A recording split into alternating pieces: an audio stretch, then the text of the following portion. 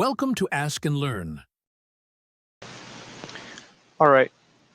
So in this problem, we have only the capacitor, and we already know about the source, which is 170 volts, and the frequency is 60 hertz, and the current amplitude is 0.85 amperes through the capacitor. So we want to find out the capacitance. So the reactance of the capacitor is chi c equal to 1 over omega c. And then the current will be equal to this 170 volts, which is the amplitude,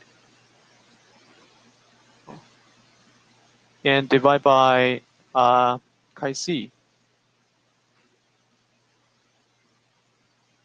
So equivalently, we can write it as 170 times omega c. So equal to 0.85 amperes. And we already know the omega, which is 60 hertz. So omega is the angular frequency, equal to 2 pi times f. F is the 60 hertz. So we can solve for C, equal to 9.95 times 10 to the negative 6 Faradays.